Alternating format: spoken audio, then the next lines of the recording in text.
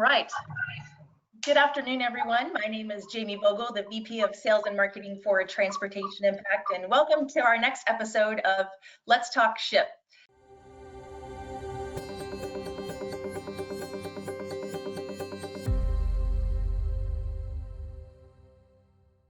If you joined our last episode, welcome back. If this is your first time attending, welcome. Our team has developed this series with the goal of providing you with education, ideas, insights, and data related to the ever-changing shipping environment. Today, we'll be discussing something we are very passionate about here at TI, helping shippers understand if their small parcel, less than truckload, and truckload rates are competitive and what they can do about it. Also, we have a few visuals to help facilitate today. My guests today are two experts I enjoy working with closely every day at Transportation Impact. My teams could not do what they do without their support. Brian Bird, our VP of Operations, and Gary Dax, our Director of Pricing. Guys, welcome and thanks for joining me this afternoon. Thank you for having us. Absolutely. Pleasure being here, Jamie. Thank you. I wanted to invite the two of you to this discussion because you both have some unique experience to bring to this conversation. Brian, you have a BSBA from Chapel Hill, go Heels. You previously worked in equity markets, and your vast experience in leadership roles with parcel audit and parcel negotiation services, and now one of our resident experts in supply chain optimization, strategy, and delivering cost reduction to our clients. And Gary, your entire career was spent in supply chain, 19 years of experience with UPS Supply Chain Solutions, most notably as the Director of Business Development for Transportation and Warehousing, Siemens Energy and Automation as a Director of Logistics, and you were on their Traffic Council where you were heavily involved in negotiating with less than truckload carriers and freight forwarders. As we were putting this together, I really can't think of a better alignment of both your experience for this discussion. Brian with small parcel, Gary with LTL and truckload. I really do appreciate both of you taking the time to sit down with me. Our pleasure. Absolutely. On our last webinar, our COO, John Howard, and I discussed his insights on how shippers have seen the bottom, potentially. He said one of the takeaways was shippers really need to understand the future of shipping. And as we started to think about what we were going to do for this discussion, I was curious, and thought maybe we should talk about today. So Brian, what are some of the first steps a shipper needs to take to even begin to understand if their rates are competitive? Absolutely. So to truly understand if their rates are competitive and to navigate this unknown horizon, shippers need to understand their own shipping characteristics, pre and post COVID. So now that we've seen the bottom, as John mentioned, smart shippers are starting to be reflective. They're asking themselves what's changed for the temporary, that was just a reactionary mode while they're in the COVID crisis, and what has pivoted to the permanent. What are some permanent supply chain initiatives that have come out of the COVID situation? So, for instance, a transportation model could have shifted from a B2B standpoint to be primarily B2C standpoint, B2C now. Has my preferred mode usage gone from premium air or expedited services to more of a deferred model where I'm using more ground or postal hybrid services? Has my package characteristics shifted dramatically, meaning more or less bulky shipments, higher weights or dims? And where are my shifts in my volume density, count, pure package count, and also geographically? These are all important questions that shippers need to ask themselves before they even try to understand if their rates are competitive or not. Once a shipper has a clear understanding of what or if anything has changed in their transportation network, then they will be able to identify gaps or competitive opportunities. The first step would be to compare their new shipping patterns to their negotiated areas of their carrier contract. If a shipper's most common shipping weight has shifted from being less than 10 pounds to now being 30 pounds plus, there are most likely gaps in their pre-existing carrier contract to address any rates or surcharges at those higher package weights. That's just one example. Another example is if a previous carrier contract were negotiated from a B2B focus, and now The brick and mortar type model has gone out the window, and now it's more of an omni-channel B2C focus. There's obviously gaps, most likely in that pre-existing carrier contract, and shippers could lead to additional cost exposure if they're not ready to approach their carriers for new or discounts that will address that new B2C model. So, as important as it is understanding your own shipper DNA, it's also important to understand the constraints and challenges that carriers are facing today. It is well documented in the media, earnings calls, and the announcement of peak season surcharges that the carriers are dealing with an onrush of B2C and lighter weight shipments. FedEx just confirmed this in their earnings call 2 days ago. The overall package count for carriers has been at overall high levels, as you can see from this model here that we show on the screen. This is a sample of a few hundred shippers. This is real data. And as you can see here by the stacked bar chart, you'll see the trend over time has recovered over the last few weeks. Some of the shipping package counts are at the highest they've been even before the COVID crisis. However, the model or the mode mix within that carrier network has shifted dramatically. The darker areas that you see here are the ground resi. And you see the ground resi was at much suppressed levels earlier in the year, and then the shock of COVID hit the system. And ground resi still makes up a much larger portion of the carrier mix than it was previously. So just understanding that and the own carrier's capacity will help you be educated before you go to the carrier with any type of challenges or competitive gaps in your current contract. So just FedEx, they just announced their earnings, and they stated that this time last year, domestic resi volume accounted for 56% of their total volume. As of last quarter, it was up to 72%. So that just shows you the mix of how it's changing, the dynamic has changed within the carrier networks, and that those same several hundred carrier that we just showed you in that previous diagram where they had the stacked bar chart over the trend year to date, this is more of a visual for the pie charts for pre-COVID and post-COVID. So pre-COVID is the first 10 weeks of the year, and post-COVID is every week after that up until this current week. So you'll see from this diagram that ground commercial was by far the biggest mix, and now it's become less than 50%. And ground resi has jumped from 16 to 26% of the total volume. Postal's jumped from 7 to 11. So you'll see that the B2C mix is taking up much larger pieces of the pie than it was previously. And just to add some more color on this, MasterCard announced earnings a few weeks ago and stated that May e-commerce spending was more than the last 12 Cyber Mondays combined. Wow. So in response to the COVID pandemic, both carriers implemented international and domestic peak season surcharges to help offset the cost to serve, the new cost to serve. The domestic surcharges are aimed towards shippers with a heavy B2C makeup and have larger bulky packages.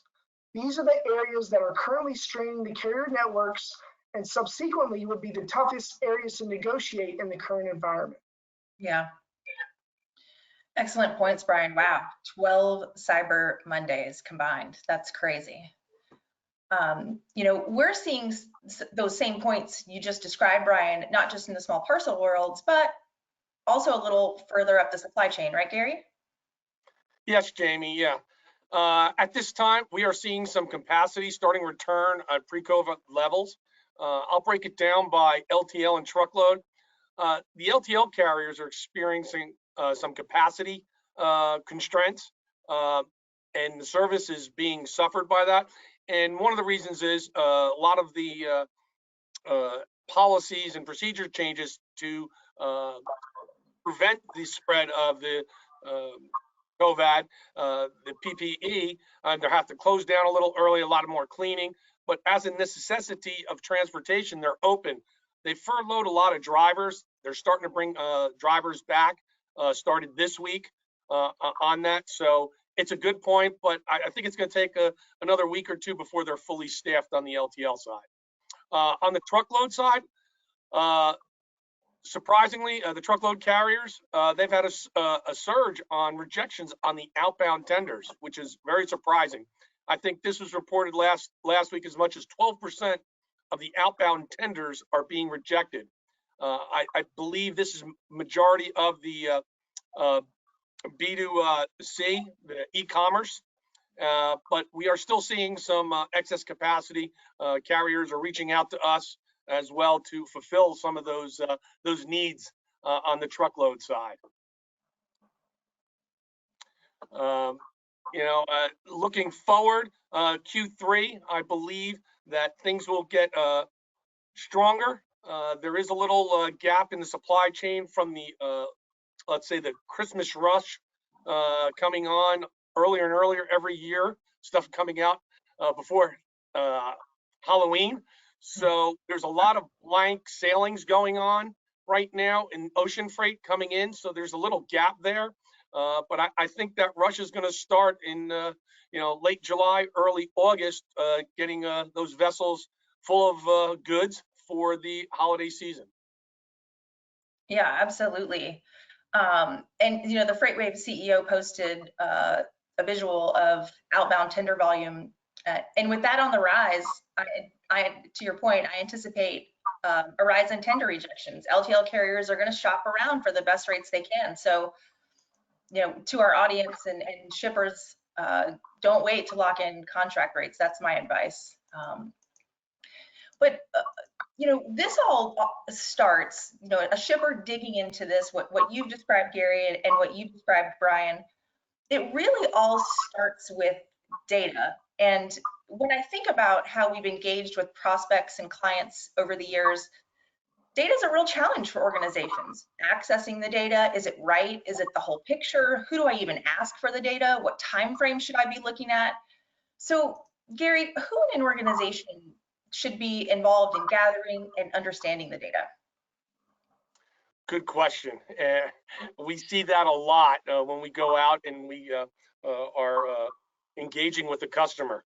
Throughout the organization, they understand that the transportation costs apply to everyone, whether it's a shipping personnel all the way up to the CFO of the organization.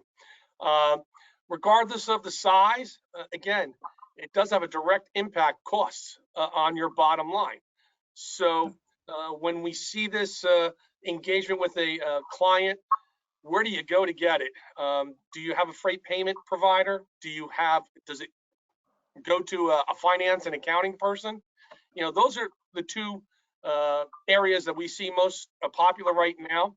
But again, when you look at data, again, that's historical. That's, by the time the data comes through the freight payment side, in the real-time world that we live in right now, you want real-time response. So you're looking back on the freight pay data, could be at best 3 to 4 weeks old, and look at the current climate we're in with COVID.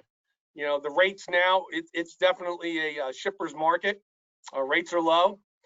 That's going to flip around, I would say, in the next couple of weeks. And even we're seeing some tightening in the truckload world right now with the rejections going on. So rates are going up. Yep. So it's important to have your data available, and whether you're looking at it on a weekly basis, a monthly basis, it needs to be looked at.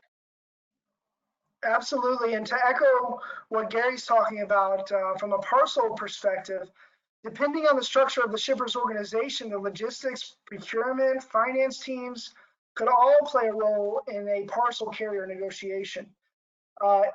Typically, the logistics and procurement teams maybe hold the day-to-day relationships with the carriers or the carrier reps. The finance team would play the role of modeling, identifying current and new discounts, and putting a value on any type of proposals that may come in during the negotiation. So a successful engagement would have all teams strategizing on the future path of their transportation network and how their carrier relationship fits within that vision. Shippers should also reflect on their current carrier and rep relationship. They should be asking themselves questions like, am I paying my carrier invoices on time? How often do I see or communicate with my carrier rep? is my carrier rep and my carrier solutions oriented when I have issues or when I have problems? When's the last time that I negotiated? In the prior negotiation, did I have the non-incumbent carrier in to develop a competitive environment? Am I near or the top of my current tier bands in my current carrier agreement? These are just a few questions that logistics, procurement, and finance teams could collaborate on before they engage in a carrier RFP. Yeah, excellent, excellent points. All things that you should be looking at and sort of checking those boxes before you decide to engage, and organizing your stakeholders. And you touched on something, and Gary touched on it too, a question ago. You mentioned modeling and identifying current and new discounts, but talk to our audience a little bit about the role that historical shipping data plays as shippers are trying to gain a better understanding.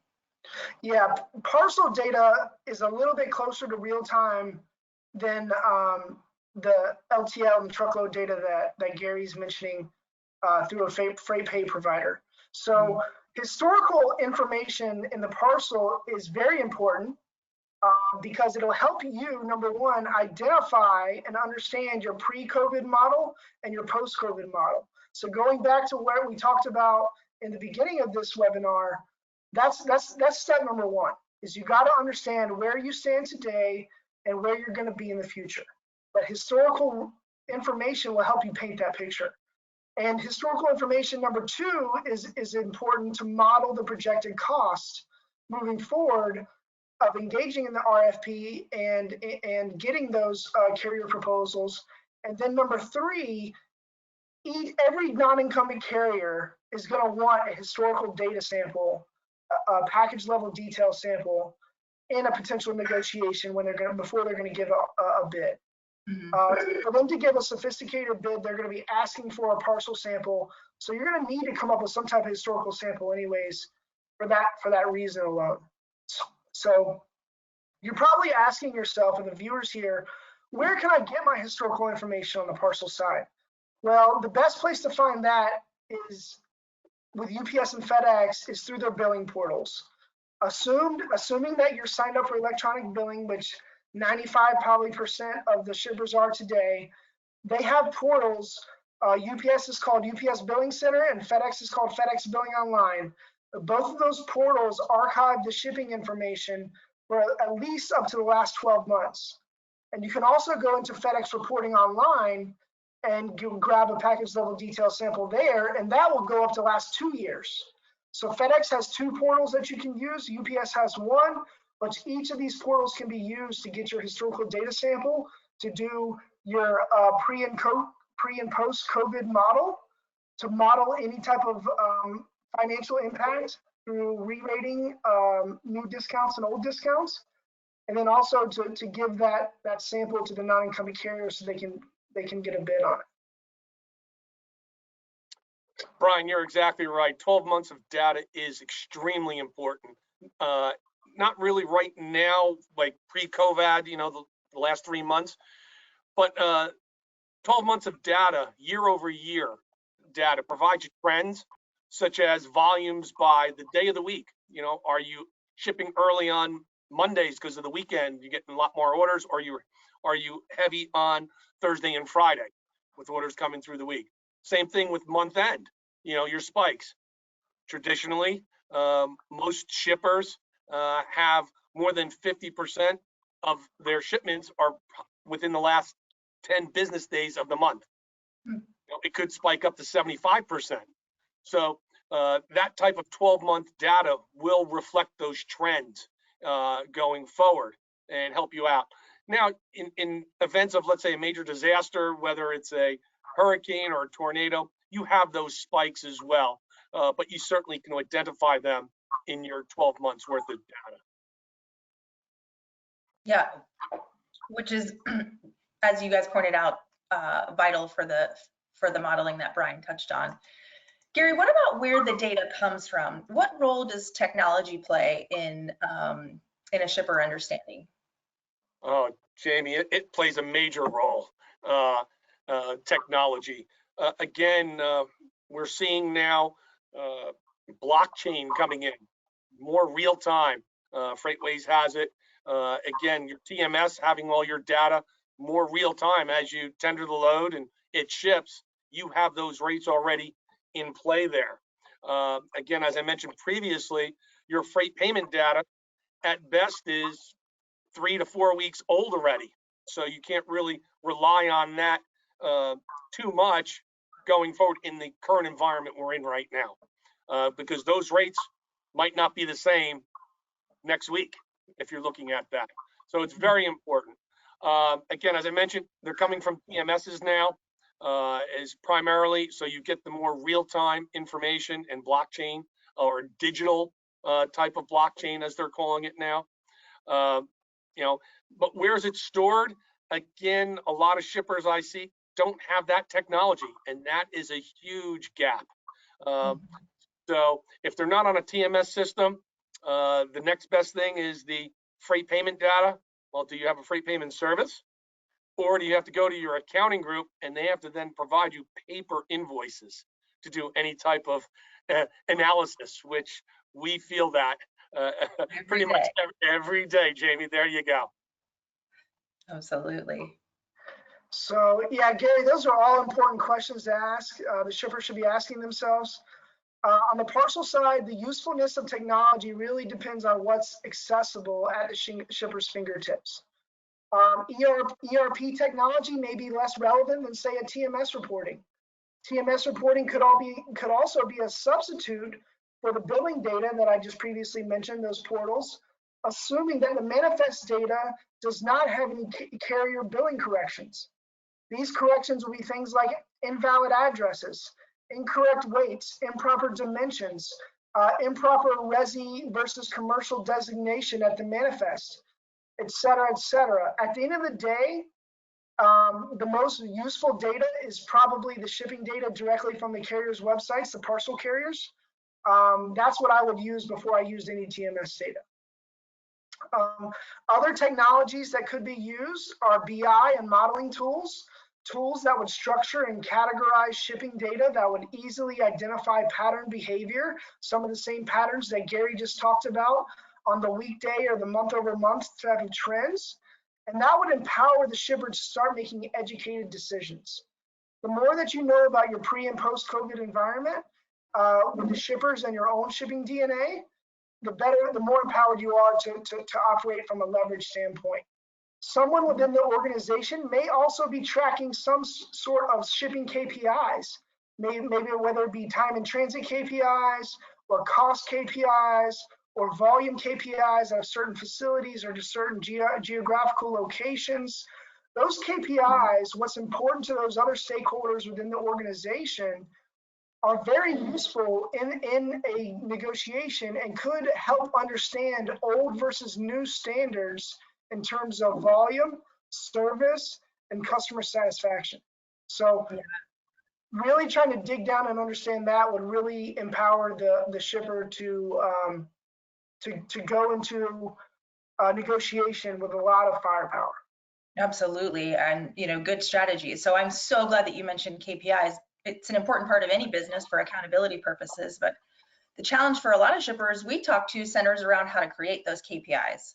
And more importantly, even more challenging is how to measure against them. So say a shipper gathers all the data, they've aligned their stakeholders in the business. What exactly, Brian, should shippers be looking for in the data? Yeah, in the data, as I mentioned before, shippers need to start by understanding their pre and post COVID shipping behavior, and then asking them that question: is that new shipping behavior that I'm now operating in, is this just temporary, or is this going to be a more permanent structure? So that's number one. You have to understand that, number one. But just as important as understanding the current carrier is understanding the current carrier climate in terms of the signals that they are sending to the market. So for example, UPS and FedEx just announced in early June domestic peak season charges for all shippers. And they also suspended guaranteed service and money back guarantee provisions since late March. These are all signs that the current carriers are forecasting capacity issues moving forward because they have not relieved these peak season surcharges, nor have they reinstated the money back guarantee or the guaranteed service refund provisions. So just understanding where the carriers ship today will help you understand the KPIs that you need to monitor as well. So if you're seeing an influx in B2C shipments and you already know that the carriers are at capacity, that understanding where the carriers stand will help you drive, like, how much can I push in this area? You know, how far do I really want to move the needle here when I know that this is not the business that I truly want to fight for? Now, if I got a lot of air volume, knowing that the carriers are fighting for those more premium services now, then maybe that may be a way that you want to go. So on the other hand here, UPS did just announce last week, so I'm going to give a glimmer of hope out there to the audience, that they were decreasing some international peak season surcharges. So this is some peak season surcharges on the international side that they implemented in late March because of the carrier constraints to the access that we have international with, you know, a lot of the ports, the airports, all that stuff closing because of COVID. The first sign, this is the first sign that either carrier is seeing a normalization in their networks. So for UPS to say, hey, I'm gonna lay off the pedal a little bit, hit the brakes a little bit on these international peak season surcharges, that's a sign that's a positive sign that the audience should take away and continue to monitor the peak and the money back guarantee provisions, because as soon as they start to let up off those, you'll really start to see some confidence come back in the market of the carrier's own viewpoint of their networks. Yeah. So it's not much yet. It's a small sign, but it's a small step that we're getting somewhere back to pre-COVID normalcy. Yeah, definitely hopeful. And, you know, you and I work a lot together, Brian. Our teams are, you know, really tightly intertwined. So on top of that, I would say shippers need to fully understand year-over-year costs as well. You need to model out, if you can, general rate increases and how that will affect your cost. Understanding how package dimensions, what happened at manifest versus how you were billed for it. Also, shipment minimum prices and impact on, you know, fully realizing the benefit of the discounts the carriers have given you. I was actually just talking to one of my new clients the other day. One of our analysis showed him how his contractual discount was 50% in black and white on a specific weight and zone, but due to the package minimum cost, his actual realized discount was only 34.1%. So I want to make sure that that was really telling for him, by the way, but I want to make sure we leave time for questions because we're almost at 1:30. So I'm going to ask the question that I'm sure our audience has been waiting for. This is for you, Gary, to kick it all off. Okay. After all of the modeling, they've gotten their team together, they've modeled it out, they truly understand their shipping data. If they do uncover a misalignment, what should a shipper do? Wow. If the data shows anomalies, okay, that type of information, they need to dig into a little more. Was it because a special order that came through? Was it something that a project came through that really skewed the numbers, that really made it out of whack? You know, you can see something if you're, I'll say on the LTL side, if your cost per hundredweight went skyrocketing. Why? Did you have too many absolute minimum charge shipments versus your standard? You know, if your characteristics, like Brian was talking about, your characteristics, have they changed? Was it due to COVID? Okay, and that's a telltale sign. You got to look at it, see what's going on, and maybe look back to the previous 12 months, the same time frame, and look at it. Wow, what changed? What happened? Did our products change? Did we introduce a new product within the last 12 months or recently? So there's a lot of, I guess, everything is not static. It's fluid, and you have to look at it on a regular basis, whether that is a monthly basis or maybe a quarterly. Great. Yeah, and on the parcel side, my advice would be really to gather all the facts, gather all your data, understand your pre and post COVID shipping DNA, keep tabs on what the carriers are doing, because they're one of the only big players in any domestic market, shipping, telecom, whatever it is, that has the freedom to make mid-year pricing changes on a whim. So they can make a tariff change at any time. So it's very important that you understand the current dynamic of what the carriers are the signals that they're giving in the market, and really outline the steps that we went over in this webinar. So once you follow those steps that we talked about, the first step is to approach your carrier rep from an educated stance. And if you follow the steps that we've outlined here, you're going to be in that position. Based on the carrier's response, that could really lead to down several decision trees. You could have a very open carrier who would like to help you with the challenges and the competitive gaps that you may have identified during your modeling and your discovery, and they'd be ready to work with you. However, maybe they're not. Maybe you need to entertain a carrier RFP with the non-incumbent because your current carrier is not flexible. Or you want to engage with a company like us, like Transportation Impact, who will help you guide you down that path of negotiating and driving the maximum amount of supply chain optimization and savings to your bottom line. Nonetheless, whatever route you go down, the shipper should never go into a carrier negotiation blindfolded. And if you follow the steps that we've outlined in this webinar, you'll definitely not be blindfolded when you go into that carrier negotiation. So your target and your goals should always be clear when you're talking to the carrier. And if you're educated, you're always going to have some leverage. So that would be my advice. Great advice, both of you. Thanks so much. We've got a couple of questions from the audience. I think, Brian, this first one is for you.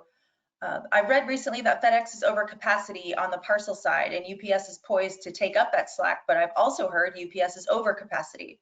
Are both carriers able to accommodate new business? And if so, are they offering aggressive rates seeing as they are over capacity? Yeah, so it all depends on your shipping dynamic. So if we're talking about if it's all air products, if you're a big 2-day air or a next day air shipper, I think that both carriers would be fighting tooth and nail for that type of volume at this point. But if you are a heavy B2C shipper and you're utilizing the ground residential or the home delivery or even the SmartPost or the SurePost networks, that is where the carriers are feeling the pinch the most. This is where they're definitely trying, they got their legs swept out from underneath them and they're trying to get a good stance back again.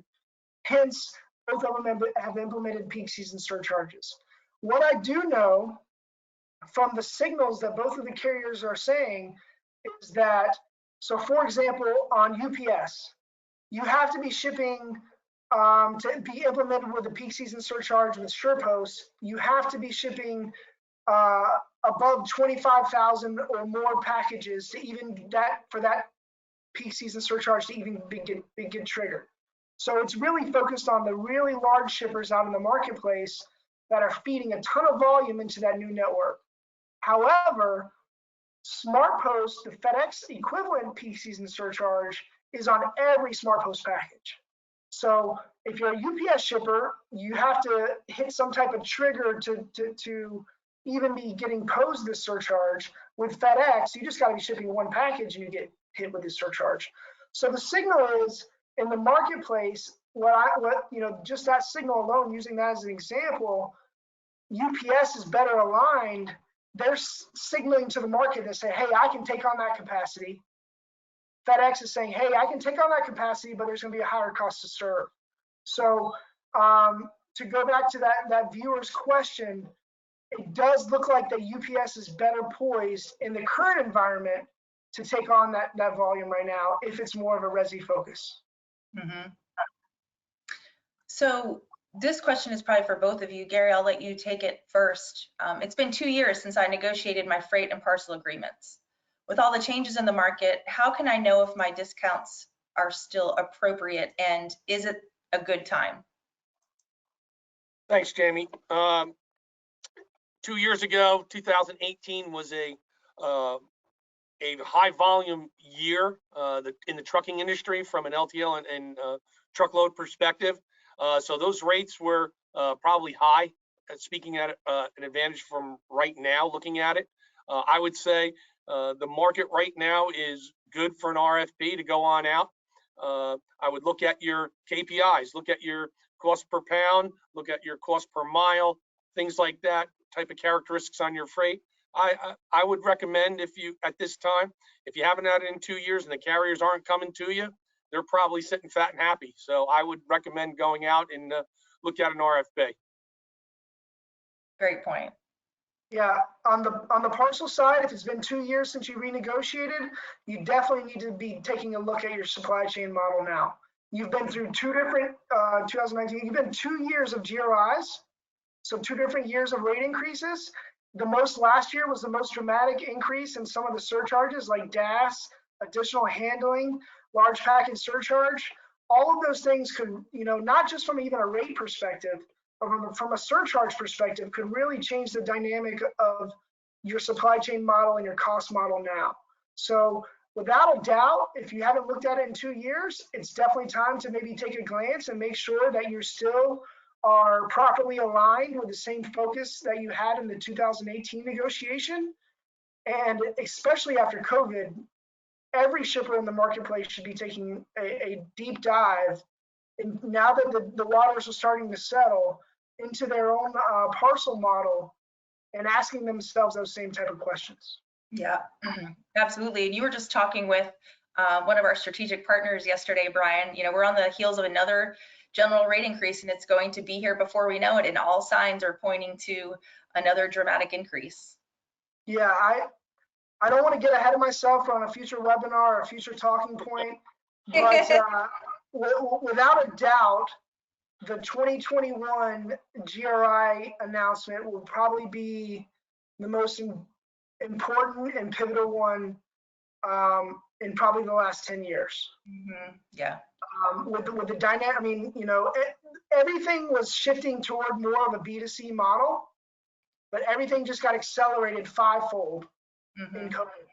And, and the carriers are caught flat-footed. So I could see things like residential related surcharges, package minimums, additional handling, those type of charges really take a bigger jump this year than what we've seen in previous years, because the carriers need to realign to this new network model. And the GRIs are their biggest opportunity to do that. They can make a full change to their tariff rules and their pricing all at one fell swoop. So I think that this is going to be a pivotal model. And I did dive into the FedEx earnings call transcript from 2 days ago, and 2 analysts were asking the FedEx stakeholders, they love it that they can change their pricing on a whim. So the Wall Street loves it that, hey, FedEx is having capacity issues. They can just go implement peak season surcharges whenever they want, and they can protect their margins. So Wall Street love that. So when FedEx implemented those new domestic charges, Wall Street was eating it up because they look at that as, hey, that's a way that FedEx can control their margins. However, the analyst asked, 2 different analysts asked 2 different questions. When are you gonna do away with the domestic peak season surcharges? And FedEx danced around it every time.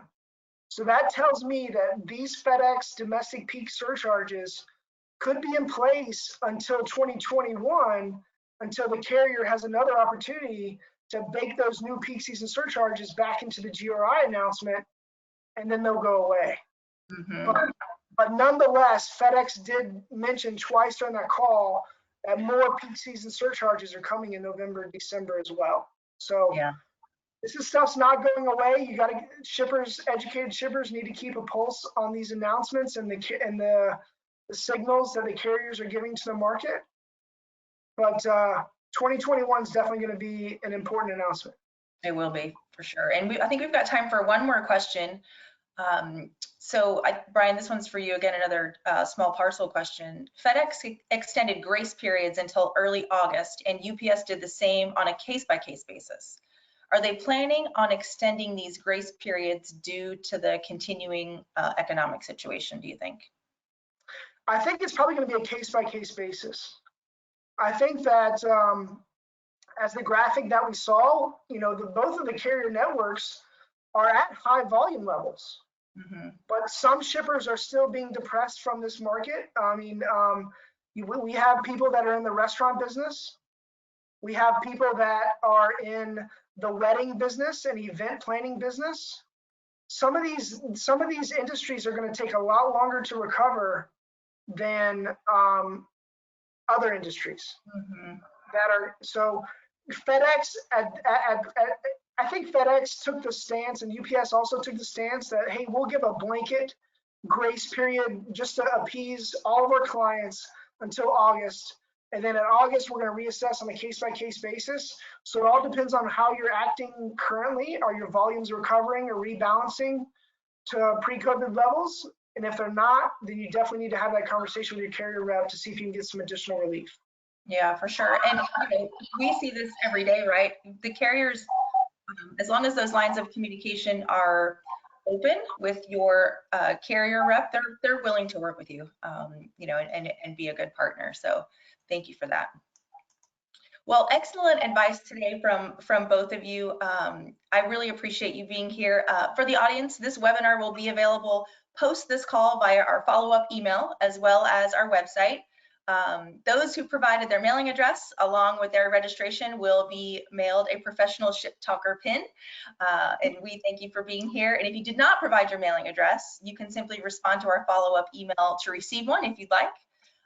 Our next Let's Talk Ship webinar will be Thursday, July 16th at 1 p.m. Eastern Time. And the topic is 5 emerging technologies to optimize your shipping operation. So Brian, Gary, thank you so much for being here this afternoon. I really appreciate your time, and we hope to see you next time, professional ship talkers.